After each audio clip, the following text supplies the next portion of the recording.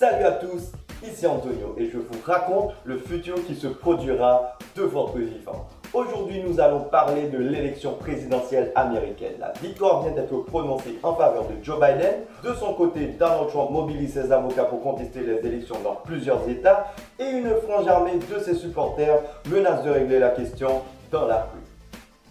Qu'est-ce qui va réellement se passer avec Donald Trump dans les prochaines semaines, les prochains mois et les 4 années à venir? C'est ce que nous allons aujourd'hui analyser posément. Nous allons démêler les fantasmes de la réalité afin de prédire le futur vrai. C'est parti!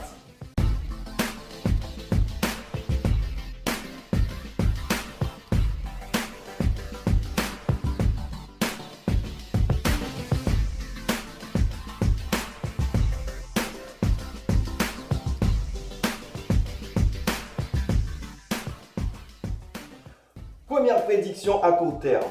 Il n'y aura pas de guerre civile. Donald Trump ne va pas s'acharner dans la contestation des élections autant qu'on se l'imagine. Il se pourrait même que dans les prochains jours qu'il décide de laisser tomber et de ne pas aller devant la Cour suprême. C'est pour vous dire.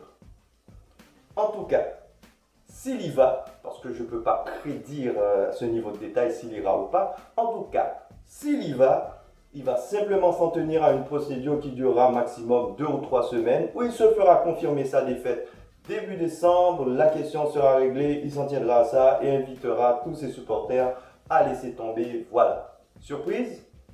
Vous devez comprendre que ce qu'il fait aujourd'hui, comme toute cette pression, toute cette menace de chaos et de sang qu'il laisse sous-entendre au camp adverse, n'est au fait que l'application de la méthode de négociation qu'il a théorisée dans son livre « L'art du deal ». C'est une méthode qui consiste à se présenter à l'adversaire d'abord avec une attitude hostile exagérée, de porter au maximum le sentiment de menace et de peur et de soudainement négocier. C'est seulement une tactique de négociation. Ça a pour but de promener l'adversaire dans tous les sens, le faire passer par toutes sortes d'émotions pour qu'il perde complètement le fil de la situation et devienne plus malléable lors de la négociation. Exemple. Une application claire et récente de la méthode de l'art du deal est quand il avait menacé de guerre nucléaire la Corée du Nord pendant des jours en disant, je cite, « faire pleuvoir le feu et la fureur sur tout le pays ». Et puis, subitement, quelques jours après, changer radicalement son discours et inviter Kim Jong-un à négocier et être super buddy-buddy, super amical avec lui. Donald Trump ne cherche pas le chaos ni la guerre. Le fait de m'entendre dire ça, je suis sûr, en choque plus d'un, mais c'est la vérité.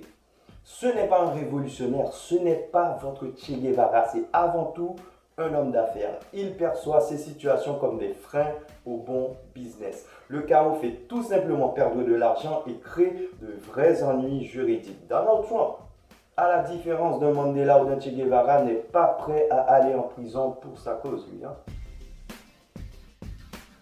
Prédiction numéro 2. Donald Trump va créer une chaîne de télé et grossir sa popularité dans les prochaines années. Il va avoir du succès en affaires et continuer la politique et vivre ses plus belles années de Donald Trump. 2 erreurs que les anti-Trump commettent. 1. C'est de pousser aujourd'hui un soupir de soulagement se disant qu'ils sont enfin débarrassés de lui. Et 2.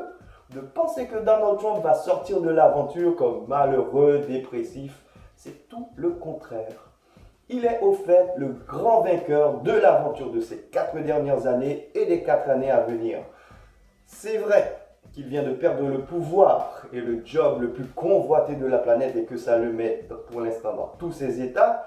Mais une fois l'orage passé, une fois qu'il sera obligé de laisser tomber la présidence pour maintenant, comme on l'a dit plus tôt, il va rapidement retomber sur ses pattes et réaliser que de 1, au niveau business, il est devenu plus influent que jamais et que son nom, qui est son principal actif, que jusqu'ici il estimait à 1 milliard de dollars, vient d'exploser en valeur. Il a été pendant 4 ans la personnalité / célébrité la plus populaire de la planète et c'est une mine d'or pour faire des affaires. Et de 2, Il sera pendant les prochaines années l'homme politique le plus influent des États-Unis d'Amérique. Ce n'est un secret pour personne que Joe Biden, Bernie Sanders ou qui que ce soit ne fait pas le poids contre Donald Trump en 2020.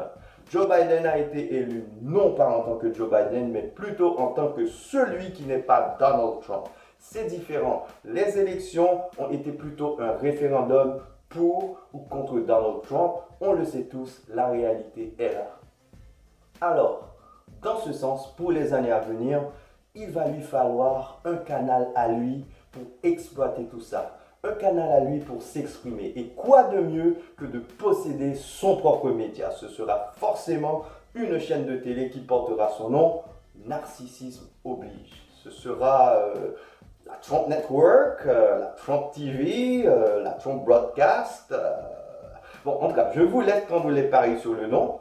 Vous n'avez qu'à mettre le mot Trump dedans et vous avez des chances. Il essaiera peut-être aussi de lancer un réseau social, mais dans le monde d'aujourd'hui, c'est plus compliqué. En tout cas, la télé traditionnelle, ça c'est certain.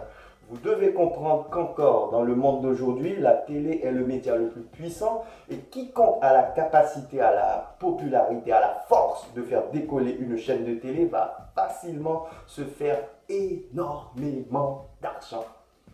Donald Trump va avoir une plateforme pour s'exprimer sans être censuré, sans être contredit, tout en devenant 10 fois plus riche. Il va avoir la possibilité aussi de démolir le mandat démocrate pendant les 4 prochaines années. Critiquer, décrédibiliser un adversaire de manière convaincante, c'est ce que Trump aime faire et c'est ce qu'il fait le mieux. Alors il va être heureux. Le président Hoover avait dit, lorsque vous êtes président, on vous blâme pour la pluie. Et Trump va tirer pleinement avantage de ça. Les résultats serrés de l'élection nous ont montré que déjà il a une base qui représente aujourd'hui quasiment la moitié de l'électorat américain. Alors, si en plus il a le luxe de critiquer les erreurs de Joe Biden pendant qu'il est au pouvoir, alors imaginez à quel point il va pouvoir élargir le nombre de ses supporters dans les 4 années à venir. Et ce sera le principal indicateur qu'il va nous falloir surveiller pour pouvoir prédire le futur. Mais déjà, je passe à ma 3e prédiction. 3e et dernière prédiction. Il va se présenter à nouveau aux élections présidentielles en 2024, les remporter et il pourrait installer une dictature aux États-Unis. Oui, vous l'avez entendu, un dictateur dans une superpuissance comme la Russie ou l'Allemagne d'Hitler. Rien de rocambolesque au fait, c'est un schéma classique. Oui, il aura 78 ans, il sera très âgé, mais souvenez-vous qu'il va passer de très belles années, comme on l'a dit dans la prédiction 2. Alors il y a de fortes chances qu'il soit encore en forme dans 4 ans et qu'il se représente aux élections. Comprenez que je fais là ma prédiction très tôt aujourd'hui et je suis déjà rendu assez loin dans le futur, alors il faut que je mette une condition. Ce qui va vraiment se passer en 2024 dépendra de comment il pourra faire grandir ou non sa popularité d'ici là. Parce que je sais que les médias, le gouvernement démocrate vont tout faire pour le freiner et que le parti républicain va essayer de se défaire de son emprise qu'il a posée dessus pendant ces 4 dernières années. La justice aussi va lui coller des procès personnels sur le dos, genre évasion fiscale, ce genre de choses, question de l'intimider.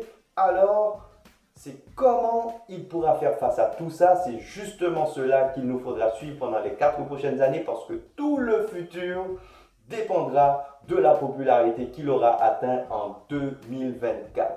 Parce que vous devez comprendre que tout ce que ça prend pour faire surgir une dictature au sein d'une démocratie, aussi grande soit-elle, c'est un individu qui a une volonté totalitaire et qui se présente à un moment donné aux élections avec une super popularité et rafle légalement au même moment tous les postes électifs. Cela fait que ce genre d'individu pendant un moment va avoir dans ses mains un énorme pouvoir très peu contesté que tout le monde approuve. Et s'il est mal intentionné, comme on l'a dit, il va pouvoir profiter de ce momentum pour faire une mainmise sur toutes les institutions du pays, genre la justice, l'armée, la police, la presse, etc. Imaginez par exemple, en 2024, que 70% des Américains soutiennent Donald Trump. Déjà, cela va lui permettre d'accéder lui-même légalement à la Maison-Blanche en tant que président, mais aussi de faire élire un Sénat plus un Congrès à grande majorité républicaine. Et tout ça, c'est démocratique, c'est légal. Maintenant, ça lui permet de gouverner comme il veut. Genre, virer le chef du FBI, remplacer l'état-major de l'armée et mettre des gens à lui, faire pression sur les juges, etc. sans créer de scandale. Et en plus, jusqu'ici, tout ça est encore quasiment légal. Mais maintenant, une fois qu'il a fait ça, une fois qu'il a le contrôle de tout, il est trop tard. Il avait un momentum et il a su en profiter à mauvais escient. Rendu là maintenant, il peut franchir la ligne de l'illégalité, genre détruire le Parti démocrate, fermer les organes de presse, là, faire la chasse à ses opposants politiques, envoyer l'armée réprimer dans le sang par la force les manifestations, modifier la constitution pour garder le pouvoir à vie, nommer son successeur, etc. Il sera genre le Vladimir Poutine de ce côté de l'Atlantique, il peut faire tout ça rendu là. Bien sûr, ok, là il est dans l'illégalité. Et une fois dans l'illégalité, les critiques qu'il va recevoir vont être très dangereuses. Il sera passible de prison sur le papier, mais il est au pouvoir. Et il y reste. Il a déjà pris le contrôle de tout, hein, de toute l'appareil étatique. Il a installé des gens à lui à tous les postes clés. Le pays est à lui. Maintenant, c'est pire.